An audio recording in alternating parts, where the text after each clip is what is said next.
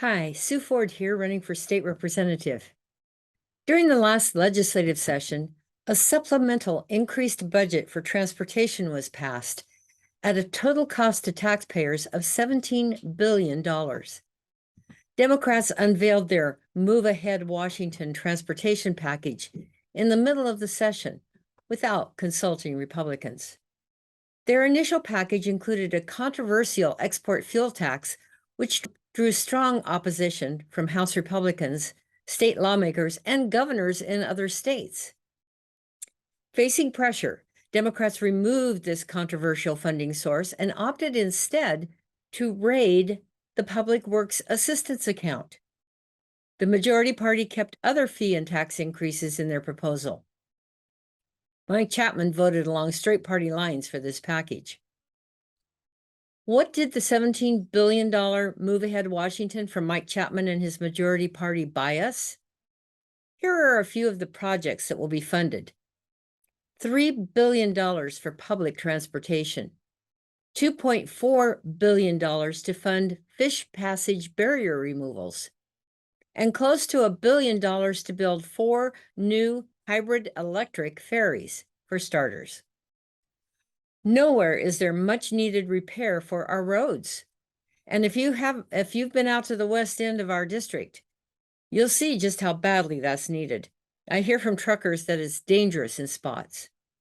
It ignores many parts of the state and doesn't prioritize preservation and maintenance.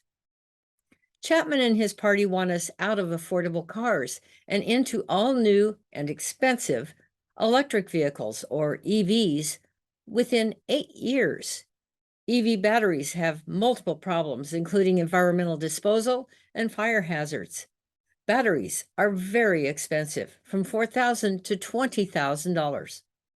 EVs can go 100 to 300 miles, and then they need 8 hours of recharging. They aren't recommended for long trips.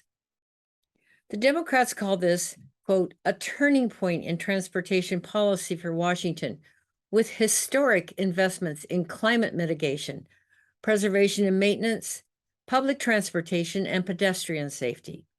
A transformational turning point. Let's take a closer look at the transformational budget spending plan. $1.3 billion for bicycle and pedestrian infrastructure, $3 billion for transit programs, $1.5 billion for ferries to be used for electrification and free rides for certain people, $150 million for high-speed rail, $2.8 billion for new projects focused in and around mostly the I-5 corridor. The budget allocates only $3 billion over 16 years to preservation and maintenance, when $10 billion is needed for 10 years. That's less than $1 billion a year per the DOT.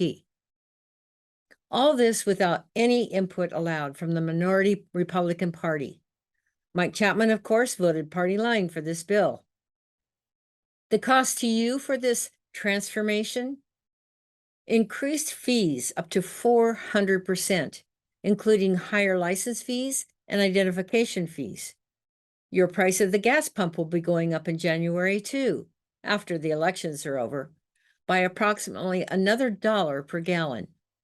Chapman voted for that party line bill too.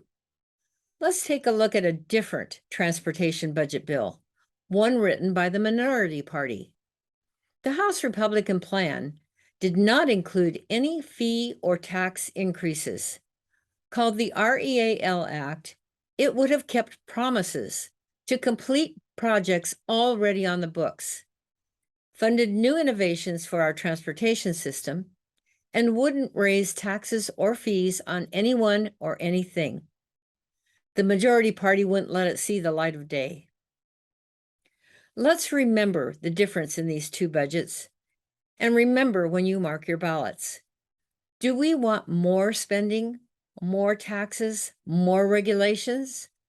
Or do we want less spending, more common sense legislation, and lower taxes? Your voice is your vote. Your vote is your voice. Please vote for me, Sue Forde, and be sure to get your ballot into the drop box before November 8th. Until next time, I'm Sue Forde for State Representative. Thank you.